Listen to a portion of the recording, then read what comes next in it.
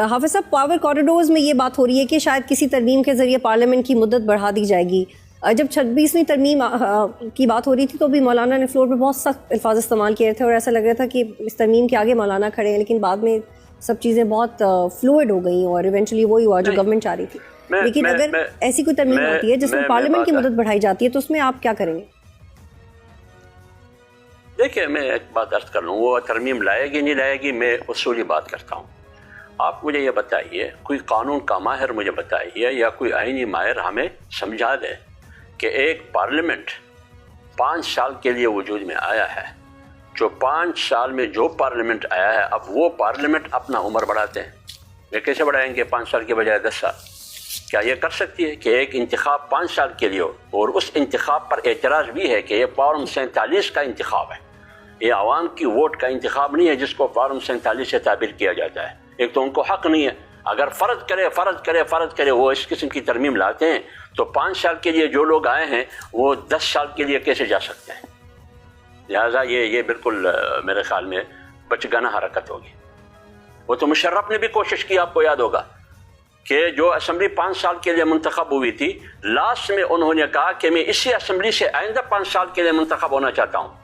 اور بعض پارٹی اس وقت مسلم لیگ کاپ تھے, انہوں نے کہا کہ 10 بار وردی کے ساتھ ہم مشرف کو صدر بنائیں گے, لیکن نہیں بنا سکتے جنا, کیونکہ وہ اسمبلی ایک بار کے لیے اور 5 سال کے لیے, 5 سال کے اندر وہ فیصلے کرے گی, آگے وہ مدت نہیں بڑھا سکے گی.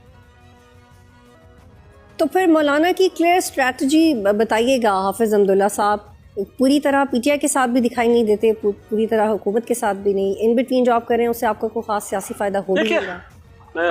دیکھیے بطول, میری بہن, بات یہ ہے کہ مولانا صاحب کی اسٹریٹجی بالکل واضح ہے.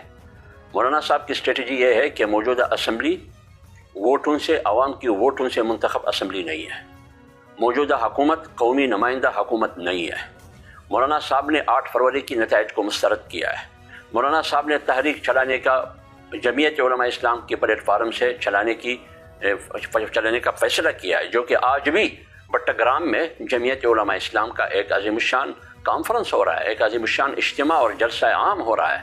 تو جمعیت علماء اسلام تو روڈوں پر ہے, اس کا احتجاج جو جاری ہے, لیکن اگر کسی کو سنائی نہیں دیتا یا دکھائی نہیں دیتا, یا تو ان کی قانون کی سنوائی کی قوت میں کوئی بیماری ہے یا ان کی دکھائی کی قوت میں کوئی بیماری ہے, لیکن جمعیت علماء اسلام تو روڈوں پر ہے. لیکن حافظ صاحب اس پہ تو کوئی دو رائے نہیں ہے کہ جو آپ احتجاج کرتے ہیں اور آپ کی جو طاقت ہے نظر آ جاتی ہے, آپ کا پیغام بھی پہنچتا ہے, لیکن ایشو ٹو ایشو اگر سیاست کریں تو عوام کو زیادہ نظر بھی آئے گی. اس وقت جو کے پی میں ہو رہا ہے, جو لوگ مر رہے ہیں, جو وہاں کی بیوروکریسی برا پرفارم کر رہی ہے, وہاں کی مشینری عوام کے لیے استعمال نہیں ہو رہی, آپ اپنے صوبے کو لے کے وہاں پہ احتجاج کیوں نہیں کرتے؟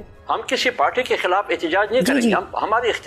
ہمارا احتجاج سسٹم کے خلاف ہے, پوری سسٹم کے خلاف ہے. 8 فروری کے الیکشن کے نتیجے میں جو پارلیمنٹ, جو اسمبلیاں, جو حکومتیں وجود میں آئی ہیں, یہ عوام کی منتخب اسمبلیاں نہیں ہے, عوام کے ووٹوں سے منتخب اسمبلیاں نہیں ہے, یہ قوم کی نمائندگی نہیں کر سکتی. لیکن حکومت قوم کی نمائندگی نہیں کر سکتی, خواہ بلوچستان میں ہو, سندھ میں ہو, پنجاب میں ہو, خیبر میں ہو, جہاں بھی ہو. پختونخوا میں کیوں نہیں کچھ کرتے؟ لیکن سر آج خیبر پختونخوا میں ہمارا کلیئر ہونا چاہیے. نہیں میری بات سنیے میری بہن, آج خیبر پختونخوا میں ہمارا جلسہ ہے, بٹگرام خیبر پختونخوا میں, مانسرا ڈویژن میں. ہم یہ کہتے ہیں کہ خیبر پختونخوا میں بھی ہمارے خلاف دھاندلی ہوئی ہے, اور کس کے لیے؟ پی ٹی آئی کے لیے. یہ تو ہم بار بار کہہ چکے.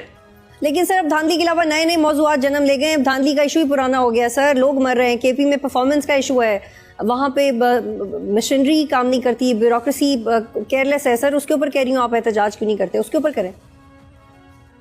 کیوں نہیں کرتے ہیں؟ میرے خیال میں اگر اپوزیشن میں اگر کوئی پارٹی ہے مؤثر کردار پارلیمنٹ کے اندر اور پارلیمنٹ سے باہر, مجھے جمعیت علماء اسلام کے علاوہ کوئی اور پارٹی بتائیں کون سی پارٹی روڈوں پر ہے. ہم حکومت, صوبائی حکومتیں ہوں یا وفاق کی حکومت ہو, جو بھی ان کی کمزوری ہے اس کی نشاندہی ہم نے برملا کیا. خواہ وہ پاٹا کا مسئلہ ہو, خواہ وہ کرم کا مسئلہ ہو, وہ انضمام کا مسئلہ ہو, یا یہ سوات میں جو کچھ اس کا مسئلہ ہو, یا دہشت گردی کا مسئلہ ہو, یا معیشت کا مسئلہ ہو, جو بھی ہو اس پر جمعیت علماء اسلام ہی بولتی ہے, جمعیت علماء اسلام ہی روڈوں پر ہے. ٹھیک ہے حافظ صاحب, بجٹ کے حوالے سے بھی بات کرتے ہیں. آپ کی جماعت نے تحفظات کا اظہار کیا. آج خبر آئی کہ عوام کے لیے بجلی کے بلوں سے 35 روپے ماہانہ ٹی وی فیس ختم کر دی گئی، جو کہ کسی اور طریقے سے نچوڑ لی جائے گی پروبیبلی. اور حکومت اپنے اخراجات کم کیوں نہیں کرتی؟ حافظ صاحب، اراکین اسمبلی، وزراء، اسپیکر، چیئرمین سینٹ تنخواہ میں سینکڑوں گنا اضافہ ہوتا ہے. وقتی طور پہ کہتے ہیں کہ واپس لے لیا جائے گا، لیکن ہم دیکھتے ہیں کہ ایونچولی ہو جاتا ہے. اس پہ بھی آپ نے اپنے تحفظات کا اظہار کیا؟ بالکل، ہمارے پارٹی نے اس پر تحفظات کا اظہار کیا ہے کہ ایک ملازم کی تنخواہ میں آپ 7 سے 10% اضافہ کرتے ہیں، لیکن ایلیٹ کلاس جو اشرافیہ ہے، سیاسی اشرافیہ، اس کی تنخواہ میں آپ 600% اضافہ کرتے ہیں. کیوں؟ آپ کی تیل بھی مفت ہے، آپ کی گیس بھی مفت ہے، آپ کا فیول، ڈیزل اور پیٹرول بھی مفت ہے، آپ کا ٹیلی فون بھی مفت ہے، آپ کا بجلی بل نہیں ہے، گیس بل نہیں ہے، اور ادھر سے 600 اضافہ تنخواہ میں. یہ کہاں کا انصاف ہے؟ تنخواہ میں اضافہ یہ کہاں کا انصاف ہے؟ اور جمعیت علماء اسلام نے تو یکسر بجٹ کو مسترد کیا ہے، اور یہ کہتے ہوئے مولانا فضل الرحمان صاحب نے اسمبلی کے فلور پر کہا کہ یہ بجٹ پاکستان کا اور موجودہ حکومت کا بنایا ہوا بجٹ نہیں ہے، یہ IMF کا